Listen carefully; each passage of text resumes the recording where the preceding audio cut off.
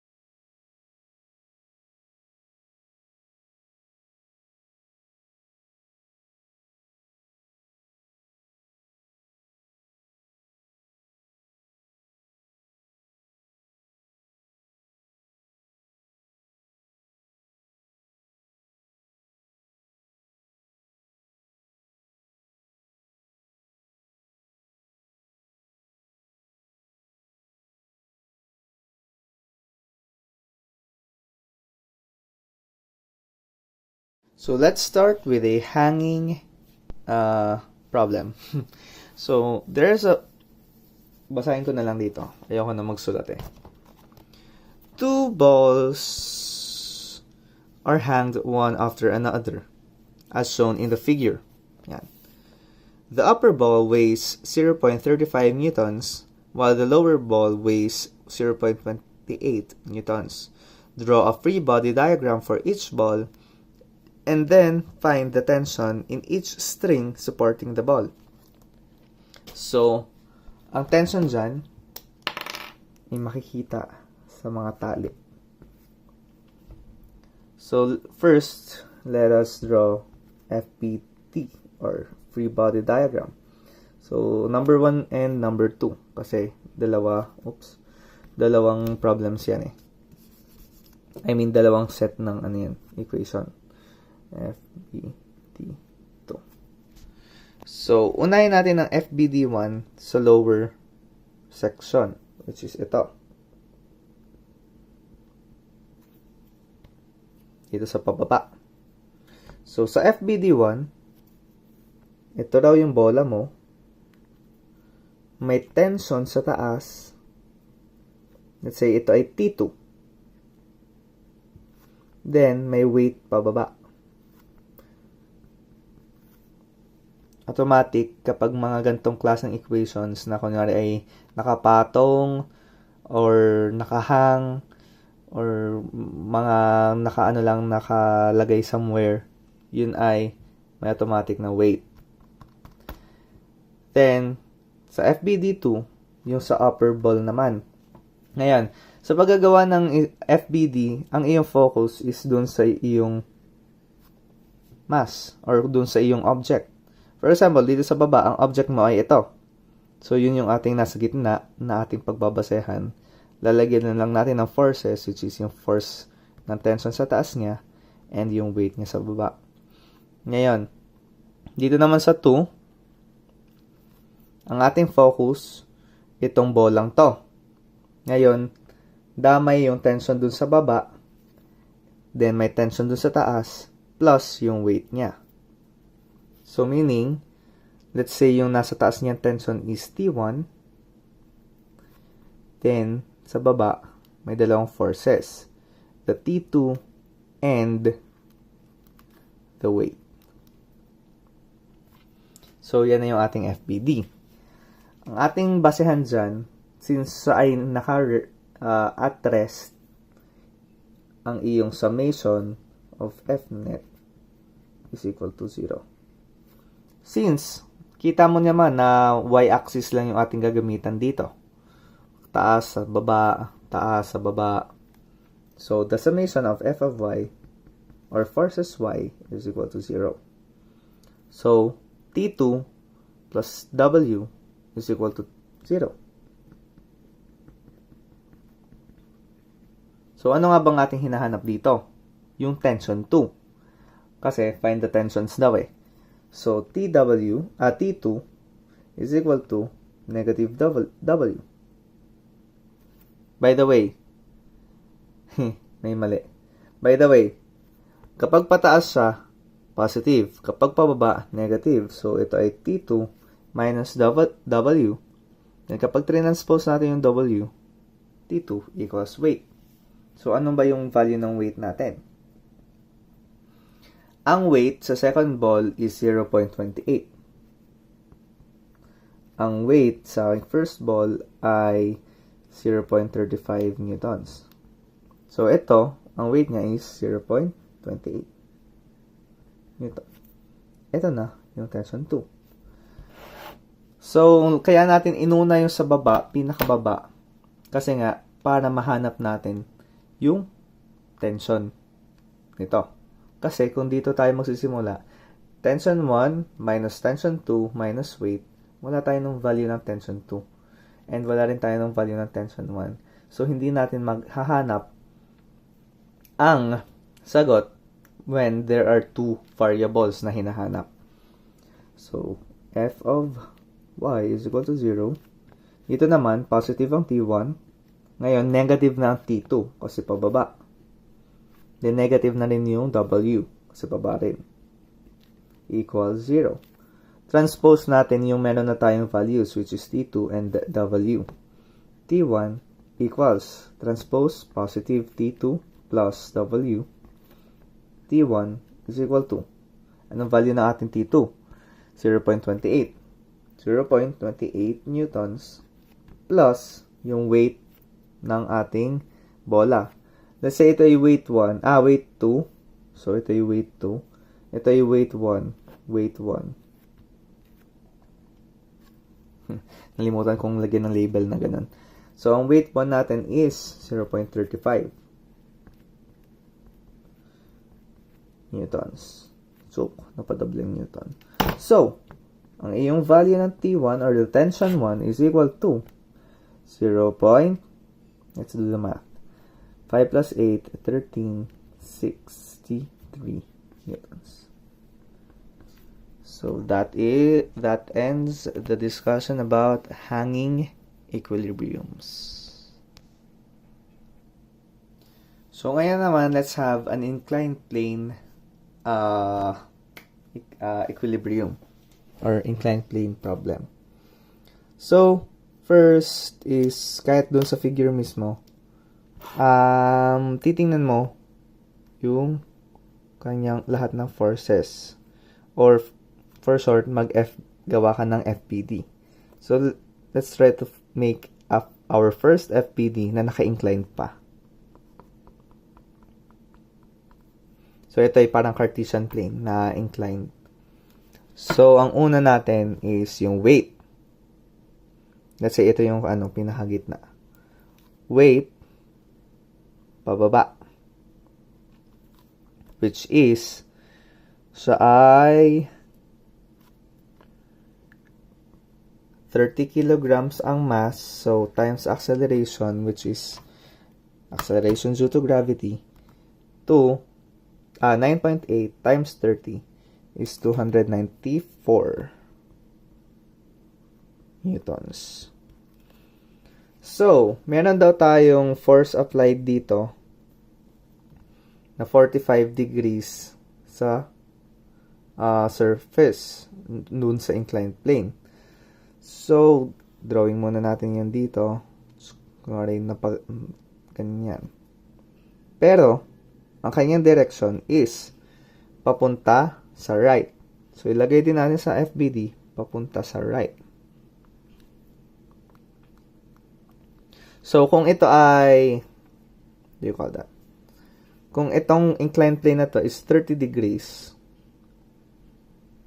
joke. Kung nakasulat dito is 45 degrees to the inclined surface, dito, somewhere dito, kung na-imagine nyo yan, parang may mabubuong transverse axis na ito ay equal dito.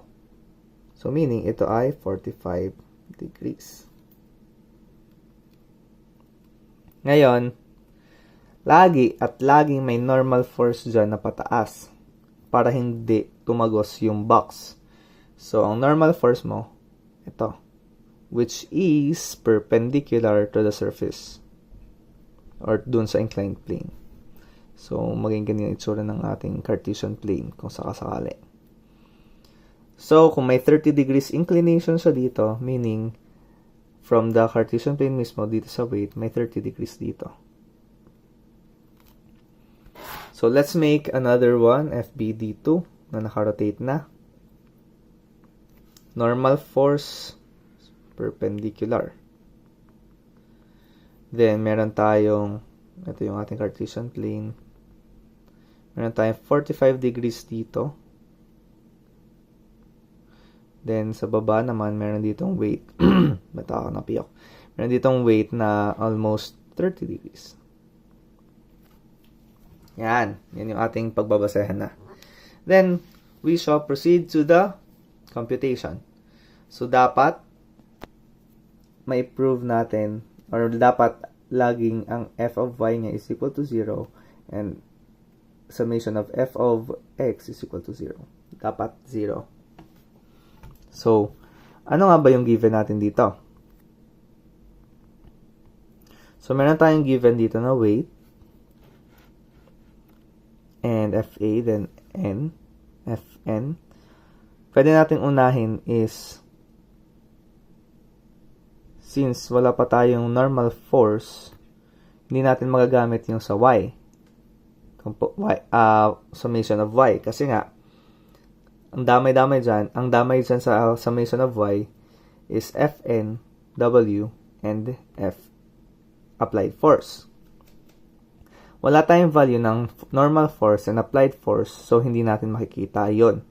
So, kaya importante talaga tong rotation na to para direktang nasa f of n siya. Yung f of n, direkta dun sa mismong tawag dito, y-axis. Para kapag ating titingnan sa x-axis, ang damay-damay lang sa solution is applied force and the weight. So, Fx is equal to 0, or yung forces of x is equal to 0. So, ano lang ang meron sa forces of x? Itong Fa, or applied force, and the weight. So, applied force, which is positive, then, dapat yung kanyang x component. So, with respect to x-axis tayo, cosine 45 minus weight cosine dapat with respect to x. So, 30 minus 90, yung kabuuan nito, is equal to 60. So, cosine 60 is equal to 0. Then, ang transpose natin yung negative para maging positive na rin. Fa cosine 45 equals W cosine 60. Then, para ma-isolate natin yung Fa, divide both sides by cosine 45. Fa, or applied force, is equal to weight cosine 60 all over cosine 45. May value tayo ng weight, which is 294. 294 cosine, wala. 294 cosine 60 divided by cosine 45. Sagot mo, ang applied force mo is 207.89 newtons. So, ito na yung applied force mo. Ngayon, para naman mahanap yung normal force, gagamitin na natin is the summation of forces y. Forces in y. So, summation of forces y is equal to 0 dapat. So, positive Fn, rektang nasa mismong y-axis, minus W, since y-axis na ang ating pinag-uusapan dito, so, imbis na cosine, cosine is for x, sine is for y. So, sine 60 minus yung applied force, Fa sine 45 equals 0. Then, transpose natin lahat dun sa other side. Fn equals W sine 60 minus Fa sine 45. So, isa-isahin natin to sa calcu. Ang weight mo is 294 sine 60 minus choke, magiging positive na to. Kasi nga, kapag transpose mo yung negative W and negative Fa, magiging positive parehas sila. Plus, Fa, which is 207.89, sine 45. So, ang sagot natin is 401.61 newtons. Ito na yung values na ating hinahanap. So, yun lang ang ating kailangan makita. And, so, yun lang ang ating mga kailangan sa pagsasolve ng inclined plane. Hindi siya laging ganito kadali, pero apply nyo lang yung aking sinabi sa inyo dito. Yung may rotate, mga ganyan-ganyan. Pwedeng ganitong method ng iyong gawin. Maggawa ka ng imaginary Cartesian plane na inclined din. Then, pag inano dito, ganun na. Yan. So, next is yung about sa kneecap. Yung everything is about nasa forces. So, let's move on. Move on na tayo sa susunod na problem example about law of inertia. And this one is about yung sa kneecap. Hindi ko alam kung anong pwedeng itawag dito. Pero ito yung more on about sa equilibrium among forces. Forces lang mismo. Walang kinalaman yung gravity dito. Walang weight dito. More on for tension and for force applied lamang. So, may tension pa dito. So, ano natin yung gagawin? First is make an FBD. So, maglagay tayo ng center point. So, dito kasi, iba't iba yung mga nakalagay na points. Meron dito, meron doon, meron doon. Pero, gawin na natin nasa iisang point na lang siya. So, nandito. Then, gawa tayo ng imaginary Cartesian plane. Sabi daw na ito ay force. Copy mo lang yung nasa figure. Then, ito ay, hindi natin alam kung anong theta. Tapos, ito ay tension. Tapos, ito ay 37 degrees. Then, meron ditong tension ulit. Tapos, ito ay 80 degrees. Ngayon, sabi daw sa problem is tension equals 1.2 kilonewtons. Yun yung pagkakatanda ko. Diyan. Meron na tayong value nito at nito. Ang wala na lang nating value is yung sa F cosine theta. Ngayon, ang ating hahanapin kasi dito is yung x component and y component ng F. So, paano natin yung hahanapin? Since alam na naman natin na ang equilibrium f of y is equal to 0, pati na rin f of x is equal to 0 or forces of x. So, kung ipag-add natin lahat ng forces of y, so, dito, kaya hindi ko siya ni-rotate kasi once ni-rotate mo to, magiging complicated pa mas magiging complicated pa. Hindi lang siya mapupunta sa pinaka-Cartesian plane, yung mismong angle ay mababago pa. Like, kunyari, lagay ko to dito. Yung angle niya is nandito mismo. Pero, sa original Cartesian plane, meron siyang angle. So, hahanapin mo pa ulit yung angle pabalik. So, mas magiging komplikado pa. Kaya hindi ko na lang ni-rotate. Kasi lahat ito, kung ni-rotate ko ng gantong theta, lahat ito 37 plus theta and 80 plus theta. So, or 80 minus theta. Kaya mas magiging complicated pa. So, ang next natin gagawin is kailangan natin hanapin yung value ng F theta. So, paano natin yung gagawin muna? Lagay muna natin lahat ng summation sa y. F sin theta. Kasi with respect to x-axis. Minus lahat nung nandun sa left side. T sin theta.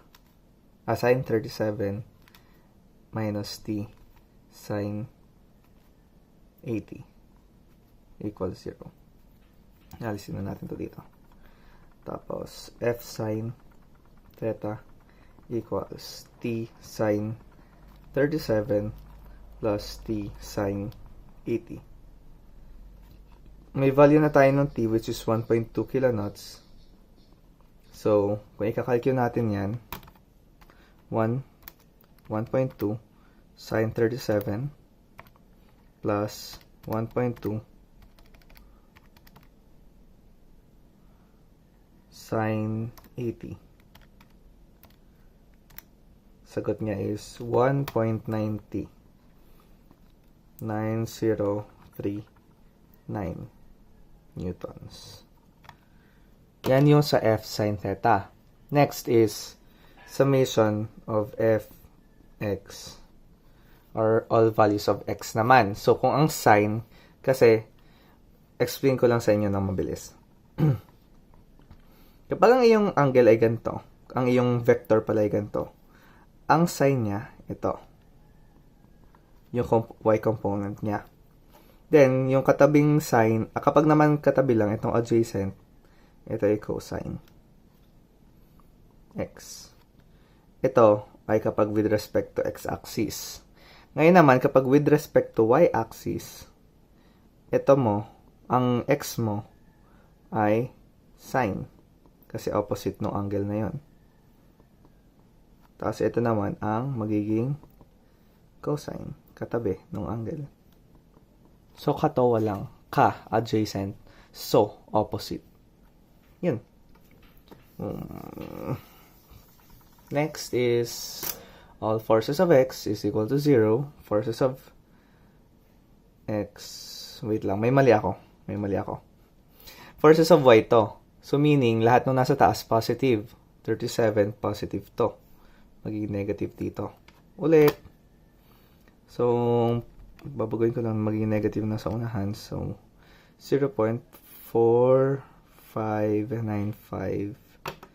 or 96. 0.4596. Next is all forces of x. So, ang titingnan natin is yung left and right. Kung kanina, up and above and down the x-axis. Ito naman, left and right of the y-axis. So, ang f ko, positive. Cosine theta. Minus, parehas yun, t cosine 37 and minus t sine 37 equals 0. Transpose f cosine theta equals t cosine 37 plus t sine 80 pala to. Bayan, ang dami kong mali ngayon. 80. F cosine theta is equal to 0. So, hindi ko pa na 1.2. Ito ay positive. Wait lang. Baguhin na lang natin sa kalikyo. So, ito yan. 1.2, dapat ay cosine 37. Then, 1.2 plus 1.2 cosine 80.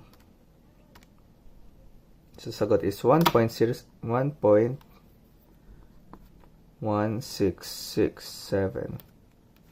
Ito ay newtons. So, now, kailangan natin hanapin yung F sine, yung theta mismo. Para mahanap mismo maayos na natin to. Kasi hindi pa to final. Kasi ang nahanap pa lang natin is F sine theta and F cosine theta.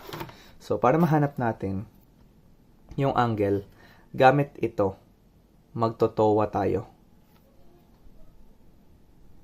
Or pwede ang gawin din natin, F, magtowa na nga lang tayo. Towa. So, lagyan natin to ng label.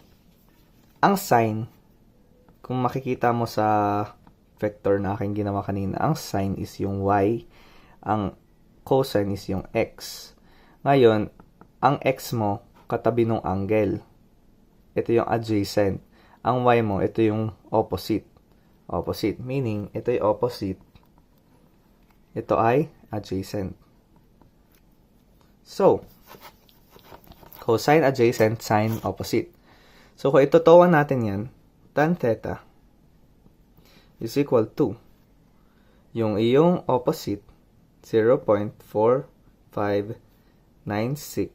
all over adjacent, 1.1667 tan theta is equal to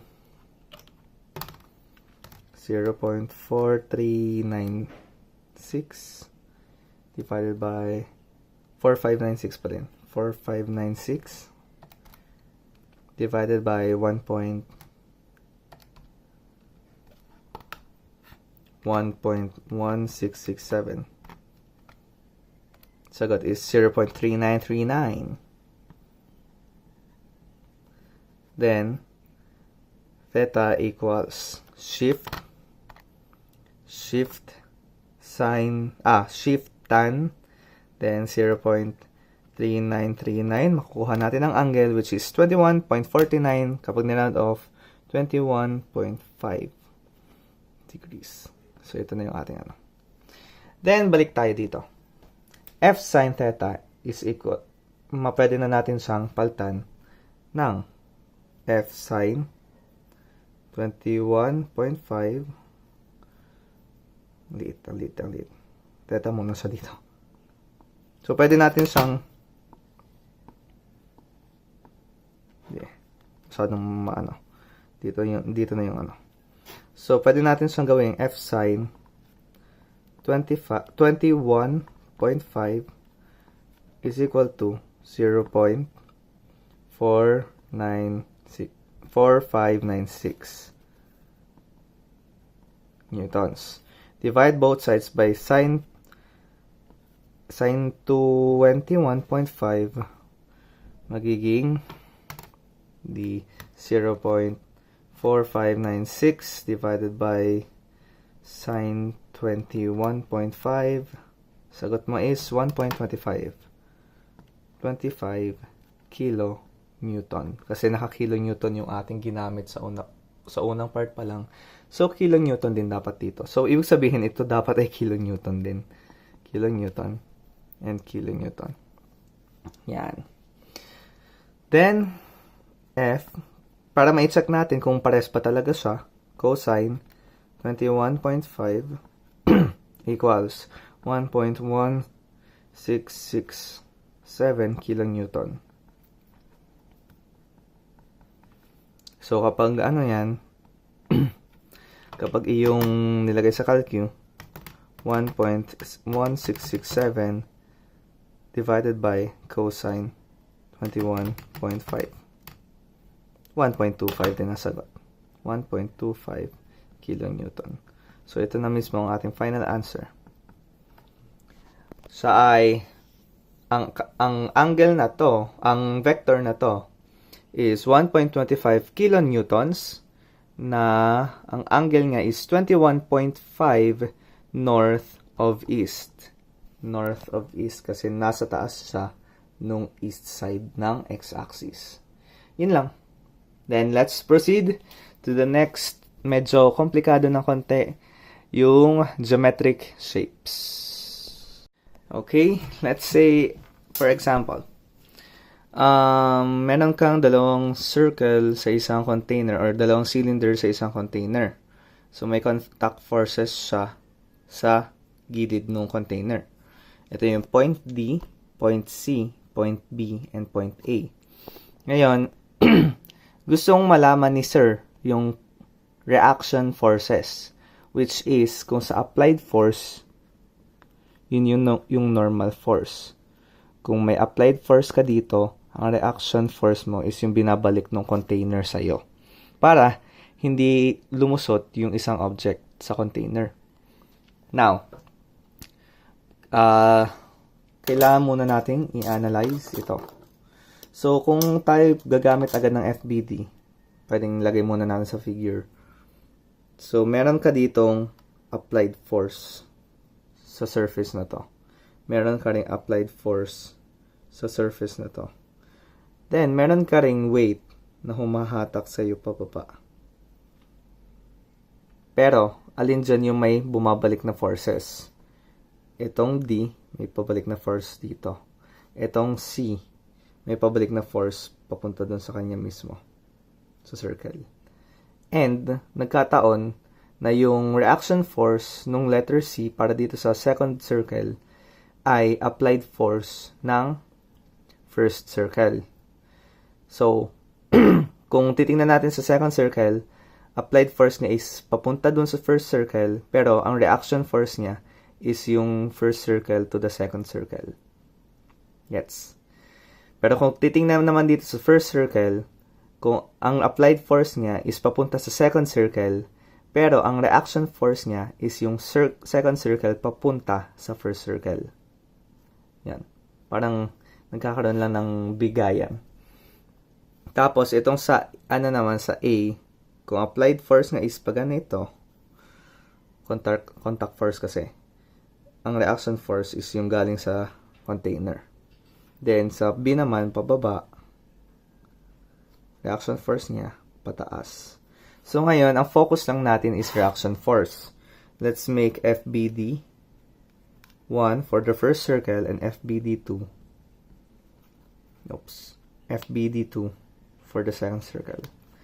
So, for the first circle, ang reaction force ng letter D is leftward, papunta sa left. So, RD. Ngayon, ang sa naman, sa kabilang side, kung ang pababa ay reaction force, meron ding pataas kung ang C ay applied force, meron din pataas na reaction force. So, ito na yung magiging reaction ng C. RC. Then, automatic, meron kang weight na pababa. Hindi mawawala si weight. So, ito yung iyong magiging first FBD. So, hindi pa natin alam kung anong angle ba to. Next, FBD2. So, kung ang applied force ng letter C is pataas, ngayon, ang reaction force niya is pababa. So, ito magiging itsura sa figure niya. Pababa ang RC. Tapos, yung B naman, kung pababa ang applied force niya, which is also the weight, pataas naman yung reaction force. Pero wag niyo kakalimutan, hindi nawawala si weight. Then, pataas yung reaction ng B. Then, sa letter A naman, kung may pa-left siya na applied force, ang reaction force niya is pa-right. So, dito tayo. RA. So, tapos na tayo sa ating FBD. Ang tanging hahanapin na lang natin is kung ano yung angle ng RC. Paano natin yung hahanapin? Balik tayo dun sa tawag dito. Balik tayo dito sa ating given. So, ngayon, ang RC, makikita natin parang nagpo-form siya ng line dito. From this center to the center of the second circle, merong line. Ngayon, ang value ng line na yan, since may given na radius to na 2, at may given to na 1, value nitong radius na to, 3 meters. Diba? Tapos, wag muna natin hanapin itong nasa tabi, itong opposite. Kasi parang ito yung magiging itsurang angle niya eh. Kasi dapat meron tayong line from here, papunta dito. Pero anong value ng line na to? Makikita din natin sa figure. Kasi, kung ito ay 1 meter, tapos ito ay 2 meters, tapos merong given tayo sa gitna na 5.6 meters. So, 5.6 meters minus 2 meters minus 1 meter is equal to 2.6 meters, which is yung value nito nasa baba nung triangle. So, ito ay 2.6 meters. So, meron tayong given ng hypotenuse. Ito nga pala, by the way, yung right angle. May given tayo ng hypotenuse. May given tayo ng adjacent. So, anong ating gagamitin? Hypotenuse, adjacent. So, yun ay cosine is equal to adjacent over hypotenuse. Cosine theta is equal to adjacent. Ang adjacent mo is yung katabi. Ito. 2.6 meters. Over hypotenuse, katapat ng right angle, which is 3 meters. Cosine theta is equal to 2.6 divided by 3. So, I 0.8667.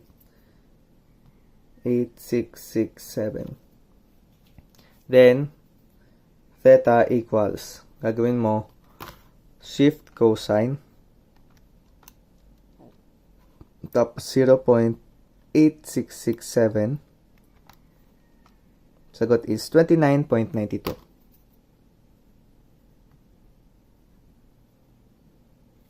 So, yun ang value natin dito. 21.92. 29.92. Ito na yung theta. Ngayon, para makita nyo na siya ay transversal axis, which means, ang value nito ay value din ito. Theta. Nalagay ako dito ng line. Remember nyo, natatandaan nyo pa yung dalawang parallel lines, tapos may isang isang diagonal dito, which is called the transverse axis.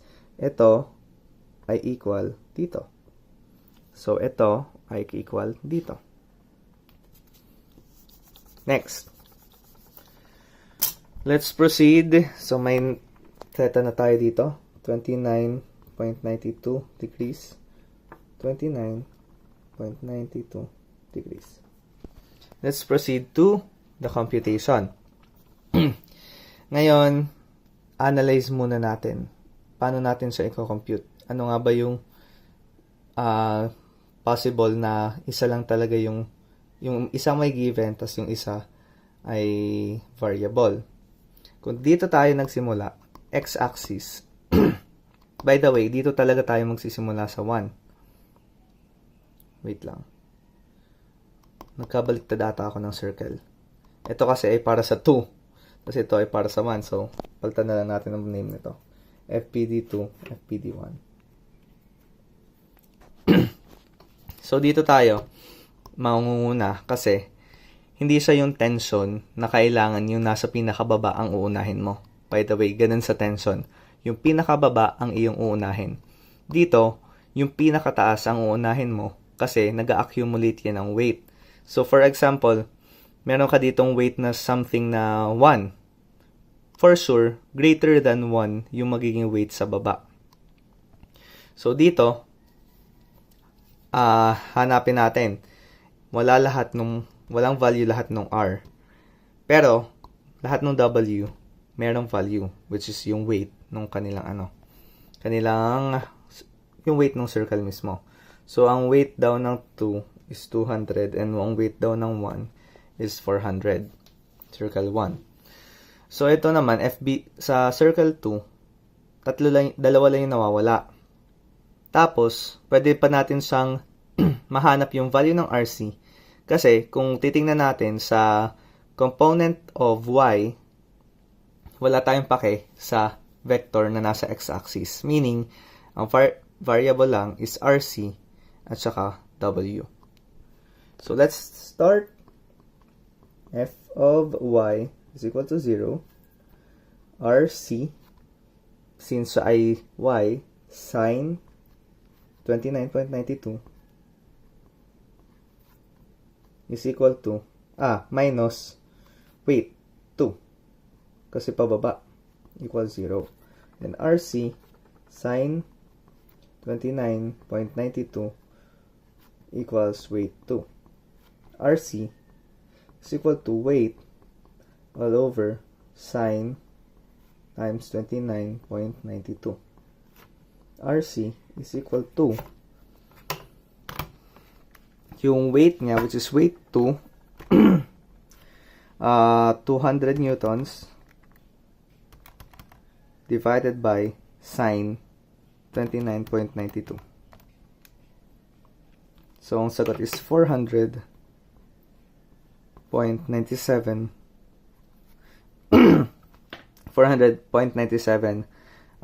newtons. So, may value na tayo sa RC.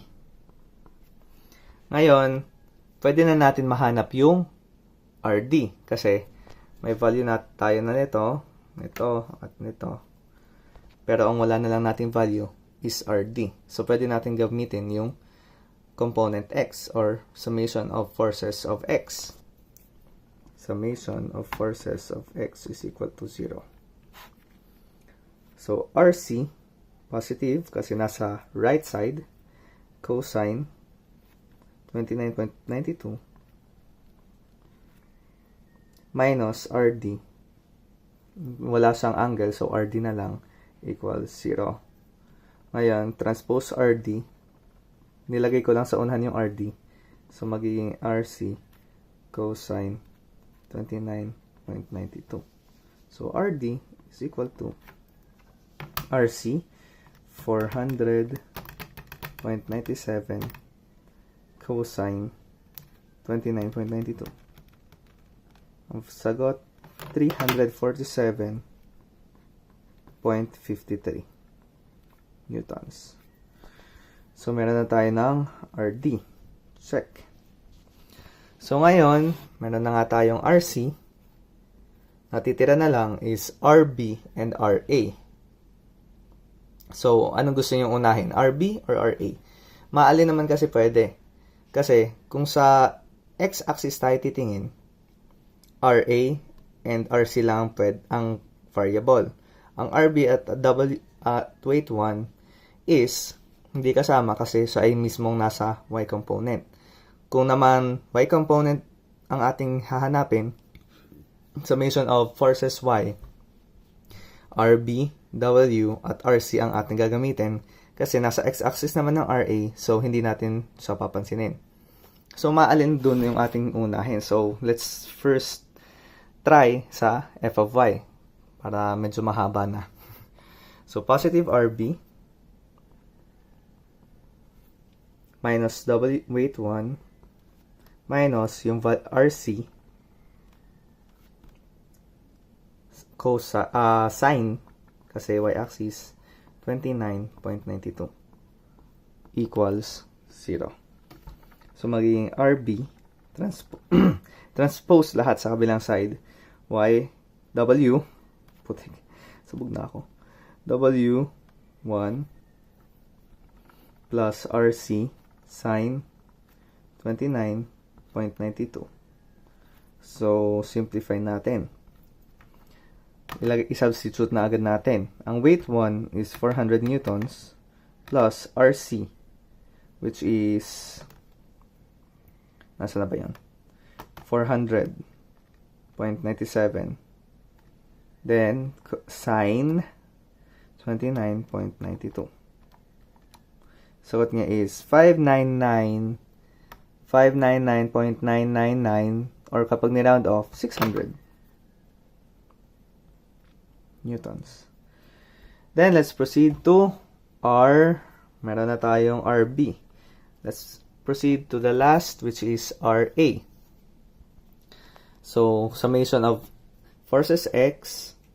So, positive yung RA nasa right side minus RC. Yung kanyang is nasa left side kaya negative. RC cosine dahil x-axis. Cosine 29.92. Edi ito, then transpose RA is equal to RC cosine 29.92. So, similar lang siya dun sa RD. So, RA is equal to RD, which means RA is equal to 347.53 newtons. So, that is the final answer. And that ends this. So, yun guys, masasanay at masasanay din kayo sa pag-a-analyze ng physics problems. And, since ito na nga yung last discussion ko about equilibrium, kasi ang susunod na topic na natin is yung bagong i-discuss ni Sir, which yung Fnet is may value na. Hindi na siya equal to 0. Fnet is equal to something. Like, ibig sabihin, yung magiging problem sa susunod at motion na siya. Meaning, may value na yung acceleration. Nagalaw na yung object na ating pinag-uusapan. So, dito, lahat sila ay naka-still. Meaning, eto, nakaganyan lang sila, hindi sila naibo. Hindi sila naibo to the right or to the left. Basta sila ay still lamang. Yun yung nasa equilibrium. So, this ends my tutorial. See you next time. Bye-bye!